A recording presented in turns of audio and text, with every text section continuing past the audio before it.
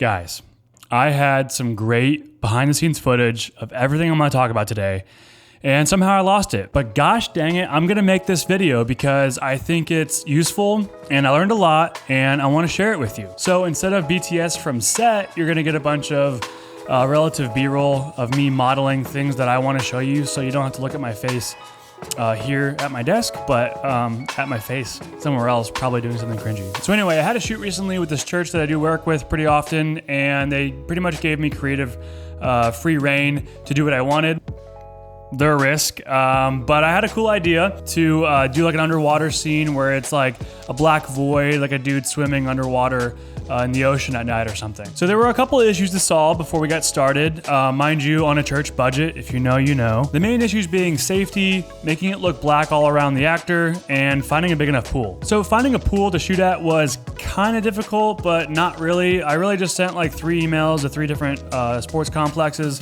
And I ended up finding like a local community pool that was indoor for the season. You're gonna have better luck with those guys rather than a big sports complex that's like high-end and luxury. And I offered them some money to shoot there for like 3.5 hours. And listen, the Holy Spirit was moving because he ended up going to the church that I was doing this shoot for, and I didn't even tell him. He found out and let me shoot there for free. So that was awesome. Saved some of the budget, which turns to profit, so can't be mad about that. The next issue was to black it out all around the actor so you don't see the wall behind him or the floor, and the pool was about 13 feet deep, I think, somewhere around there. And this was a simple fix. I just got some visqueen, aka black plastic, from Home Depot. I got the 20 foot by 100 foot just to make sure it was gonna be wide enough so I could film as wide as I wanted. The only issue with the plastic is that plastic likes to float, and so I just went over to Target and grabbed a couple 5-pound weights and cut holes in the corners of the visqueen, put the weights in there and gaffed them on there, and then I dropped the plastic in, and it actually worked out pretty well. And the last challenge was trying not to die from electrocution. I honestly wasn't even worried about this until my wife started raising some concern, and I did a little bit of research on it and realized actually how dangerous electricity is around even like the smallest amounts of water. So here are a few things I did to keep the set really safe. The first thing I got was a GFCI cable, which are basically like the outlets next to your sink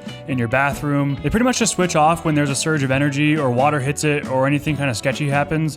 It'll cut power so that way you don't electrocute yourself and die. You can just get those from Home Depot, anywhere between 15 to 40 bucks depending on what kind you want. The next thing I got was an outdoor rated extension cable with some safety locking things and whatever. It's just basically made to be used outside if it rains or floods near it. Like, it's not gonna cause a huge problem. I felt safer having that extension cable running to my light, just in case water did trickle on over there. The third thing was sandbagging the heck out of the C-stands, and I also had my wife stand next to the light as it was pretty close to the edge of the pool, just in case for some reason, by the will of God, it wanted to fall in.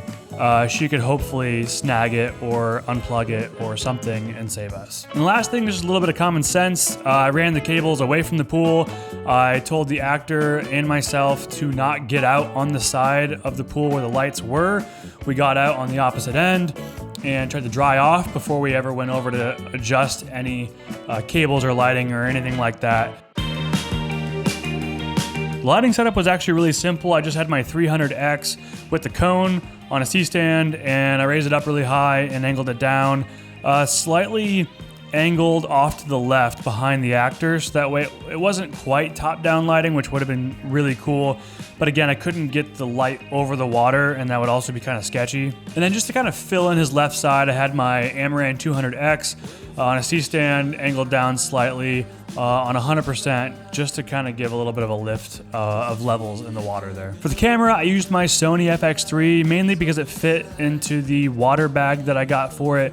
I got this really sketchy waterproof housing, which is just basically a bag with a lens holder in it. From Amazon. I don't recommend it. It's super hard to work with. It slowed us down so much. But if you are looking for something cheap, just to get you by, and you don't need a lot of full control of stuff, it works. And with the FX3, I just used my Sigma 24-70 because it had some zoom options if I wanted to zoom in and out. And the autofocus on it is really good because I cannot pull focus with it in the water housing. That's basically it for the setup. We then just held our breath and went for it. Literally.